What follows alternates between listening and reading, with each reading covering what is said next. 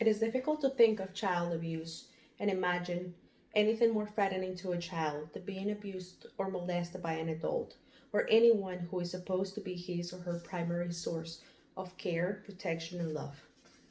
But unfortunately, the cases of parents or guardians abusing children in any sense of the word is becoming more and more common nowadays. Child abuse is one of the major problems in our society. There are many forms of child maltreatment, like emotional, physical, neglect, and sexual abuse. Children's sexual development is often ignored in developmental discourse, causing a lot of the victims social skill issues, low self esteem, or even behavioral problems when they face a more traumatic experience like penetration or intrafamilial abuse. According to Martinello Emily, abuse in childhood can have a love-like effects of a child's emotional, physical, mental, or spiritual development. These effects may be lifelong and can affect both quality of life and health. And it might even get worse if the children are not being supported or believed. Today, I will talk to you about raising the awareness about different types of child abuse. Child sexual abuse is a widespread phenomenon that might occur in every culture and community, but unfortunately, only 10% of the cases are reported, which leaves the other 90% undiscovered and might have serious long term effects on the victims. According to the Children's Bureau, in the United States, CSA is defined as experiencing at least one contact, for example, intercourse or general contact, or even non contact as sexual invitations or exhibition episode by either a family or non-family member before the age of 18. And in majority of cases, sexual abuse is linked to major traumas like connecting emotionally, physically, and this causes low self-esteem and depression. Another way sexual abuse can affect is by affecting their parental skills. According to Maria and Heather Triple, sexual abuse survivors have a challenging time trying to feel connected to their kids, especially if their abuser was one of their parents.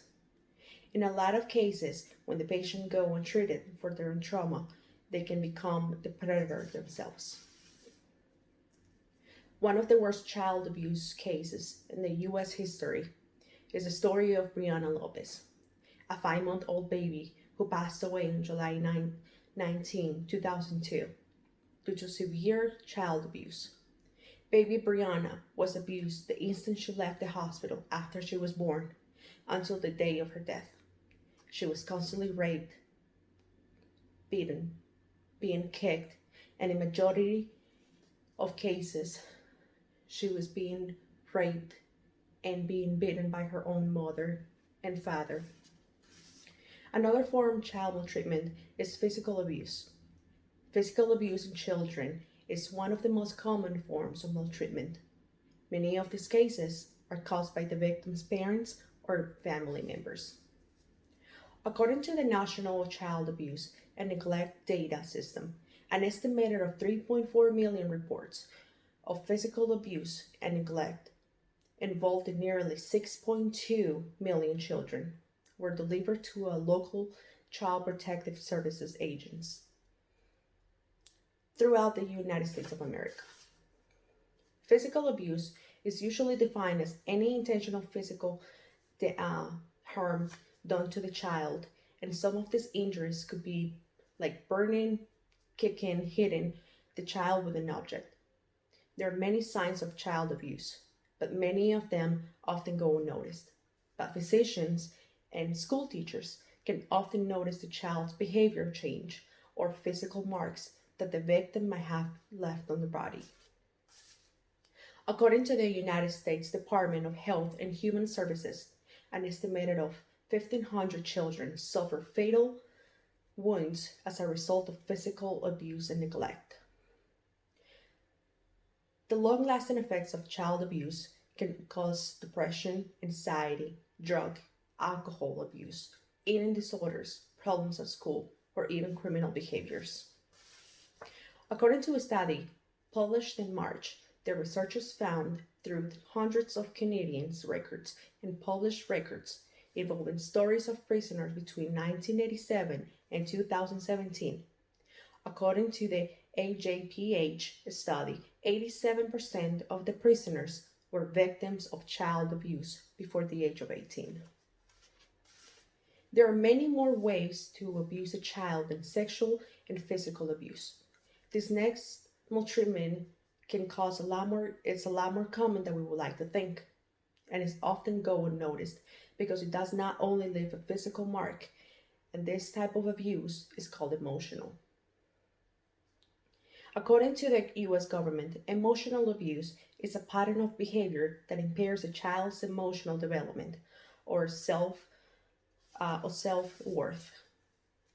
Many ways to abuse a child emotionally is by constant criticism, threats, and withholding love, or even sometimes rejection towards a kid. These types of abuse are difficult to identify because, as we mentioned before, it can only be reported if the victim is aware of the trauma they have. In 90% of the cases, they go unnoticed because the victim often feels like it's their fault that they're being abused. Emotional abuse in children can be very traumatic for young kids, especially if the abuse is coming from a parent or someone close to them. Many different effects could be behavioral problems like anger issues, anorexia, and depression. Another form of child abuse that we're going to talk about is negligence, and it's often defined as intentional or no intentional failure of providing the essential care to an infant or minor. So many ways to neglect or abuse a child is by the failure of providing health, care, nutrition, supervision, clothing, and housing.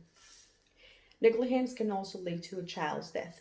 A study of child fatality done in Oklahoma found that fatalities due to a lack of supervision and a dangerous environment were much more common than those caused by deprivation of needs of medical and neglect.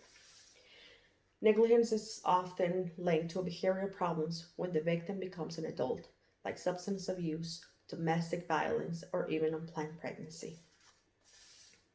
There are many horrible cases of child negligence, but one of the most popular is Danielle Crockett's case. This little girl was found in an unsuitable environment, whom was locked by her abusive mother, and never saw the sunlight or ate solid food in the first 7 years of her life. In conclusion, after learning new statistics, effects, cases, and different cases of child abuse, we can all agree that our children need us to fight for their rights, for their well-being and safety. Things that we can do to help these children is like volunteering in local organizations, raise awareness funding, starting a new campaign at a local church, or even reporting any suspicions of child abuse cases. Children like Brianna Lopez and Danielle Crockett could have been saved by doing these things mentioned above. So let's just all unite and fight for these kids because they deserve to be happy and they deserve to be healthy, not to be abused or maltreated. Thank you so much for your time.